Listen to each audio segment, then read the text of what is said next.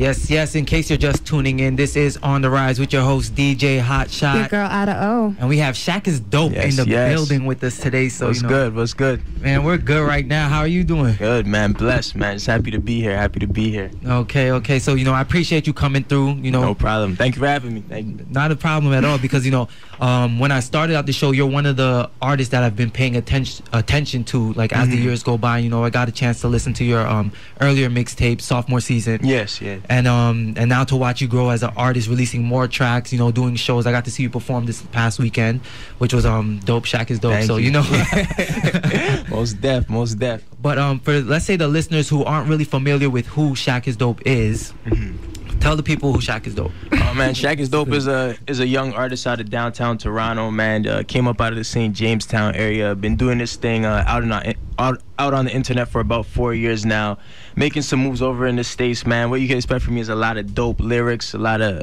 East Coast influenced sounds, and a bunch of dope stuff. Okay, and that's the title. ShaqIsDope. Yeah. Okay, so what I want to know is, how did you get that name? How did that name come up? Long story short, basically, where I'm from, in my neighborhood, everybody has a nickname growing up, and my brother's nickname is JMJ. So they tell me I look like him, so they used to call me JMJ Jr. But I'm like, nah, I wanna have a name for myself. So when I first started rapping, I didn't have any songs. I just had acapella verses I would do for people, and they just wanted to hear more. So I came up with the name ShaqIsDope because it was like they were addicted. Okay. So yeah, so ShaqIsDope. Okay. So that's dope. So you mentioned you started out doing the acapella verses, with the raps, and at what age was this, would you say? I started around 11, but I really got into, I really knew I wanted to be an artist when I was 17. Yeah. Okay, okay. So what was it that made you say, I'm going to take this seriously at 17? Was it that, you just tired of school, or was it like, I'm actually nice at this, I could make money from... Yeah, I think it was just me realizing that I was actually good at it, because first I tried playing a bunch of sports and I was terrible. What terrible. Sports did you play? Soccer, basketball. Terrible at basketball. Always picked me last. Man. So it was like I wanted people to pay attention to me. So I just started rapping one day, and a lot of kids were like, "Yo, that sounded crazy," or they used to compare me to the artists that were big at the time, even though I wasn't as good as them, but I just had a voice with it, and I felt like I could attract listeners, and a lot of people could listen to what I had to say. Okay, and that's interesting, because you have the song Varsity. It's like, Coach, put me on the team. Exactly.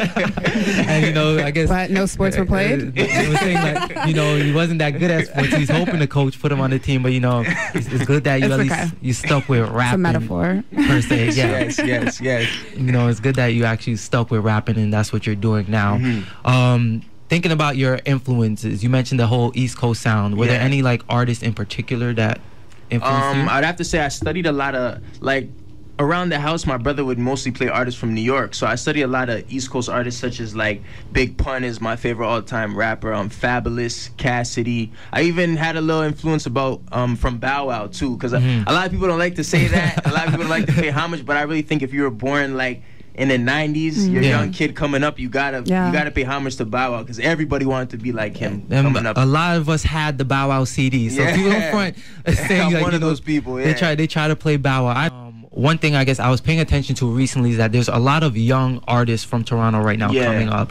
I know you recently did a track with Ras Fresco, Smooth Criminals, as well as a lot more in the city, and people are basically considering it the new school of Toronto. Yes, sir. Yeah. So I want to know your thoughts on it, and how does ShaqIsDope stand out from the group, because there are a lot of young up and comers right now in the city. Yeah, I think I stand out because a lot of up-and-comers from the city, they're not particularly from Toronto. They're from the suburbs. So I really have that side of the story to tell, where growing up in downtown, the things that I've seen and the sound that I have. I mean, out of the new schoolers, everyone has a different sound. My homie Raz, he has that old school flow to him. I have that new school sound to him, such as the new Fab and things like that. But I really think the scene out here is bubbling. It's great. We got a lot of young artists coming up. We're taking over. We have people listening to us, so it's definitely dope. So how do you feel about that title of being New School Toronto? It's exciting. I actually think it's pretty dope, because as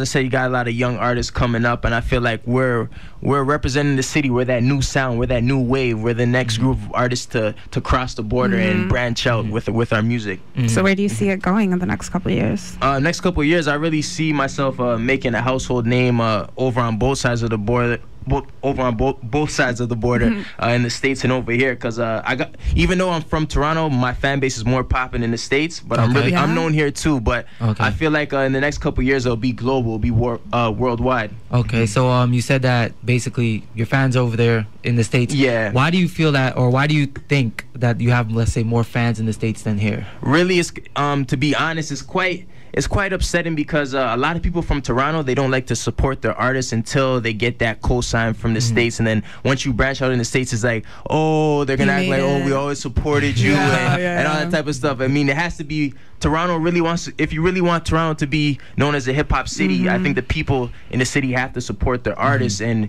really, you know, get the word out there, spread it out so we could be popping. I mean, we're getting there, but it's taking really slow. I think a musical city just in general, like, we have so much potential. Exactly. And it starts with the support of listeners, yes, right? Yes, most definitely. And I think I was listening to an interview with Blake Carrington, and what he said basically was he goes to LA often, and the reason why he goes to LA, other than just business, was because it gives people in Toronto some time to miss you. Kind of thing, and it's kind of like that. Like, let's say you're home with your family or whatever. You see them all the time. You kind of take them for granted until they're gone. Until and they're like, you know gone, what? exactly. I miss so and so. So, you know, I think that's something as well. You know, branching out to the States and stuff, like, that's why artists do it. But other than that, there's a market out there as well.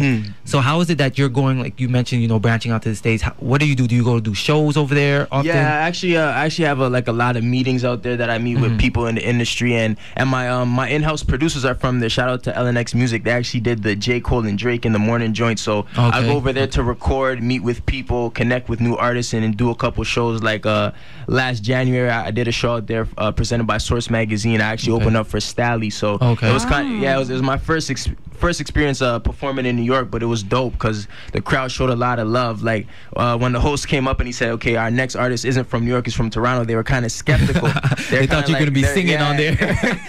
Exactly, they didn't know what to expect. They're looking at me, and then when the music started playing, the response was great. So I had a good time out there. I really felt like the States is ready to embrace another artist from Toronto. They want to see who's coming next. Yeah, definitely, especially with the path that Drake and The Weeknd, for sure, they have kind of opened up the door a bit, and now the industry is looking in to see what's in Toronto.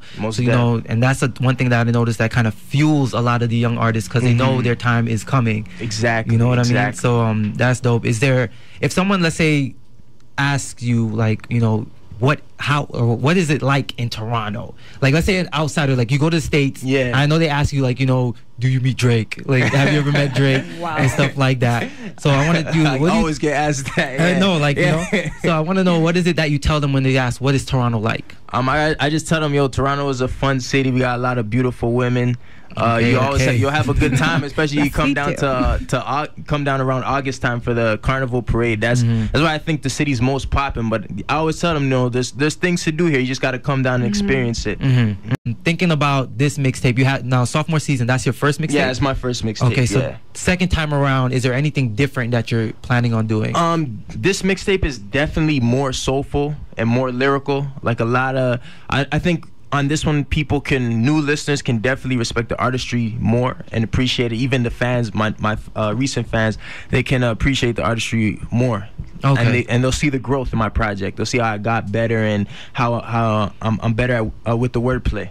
Okay, so a lot, just basically the growth they'll be able to see in difference. Now for this mixtape, you said, or we spoke before, but you can announce it to everyone.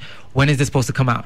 We're planning to release it November 28th, but we're not too sure because we got a couple of big things in the works. Like next Wednesday, I'll be releasing a joint with an NBA star. So I'm not gonna announce it yet. A song with a star? Yeah. Oh, I'm not gonna announce it yet, but it's over Future's Karate Chop instrumental. So definitely look out for that on Wednesday, October 9th. We're definitely gonna take over the internet with that. So it's definitely a blessing. Just look out for it. Is there any other artists, let's say, or in general, any other features that we might be surprised to see on there? Right now, we actually did the Varsity Jacket remix featuring D Pride, so we're just getting it mixed up and everything in the studio. So we're planning to drop that real soon too.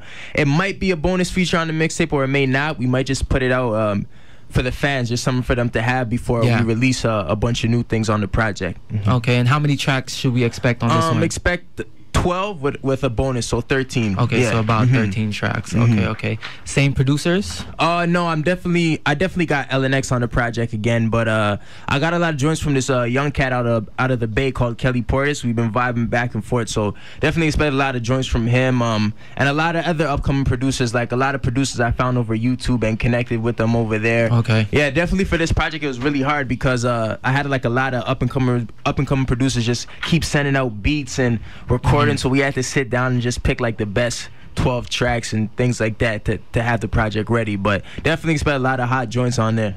Okay. Right now what we are going to do is get into the track, the For Your Boy track, and we're actually going to get you to freestyle. Oh yes, most definitely. Before you leave, you can't leave the station today without kicking a couple bars for the listeners out there and basically show off why Shaq is dope.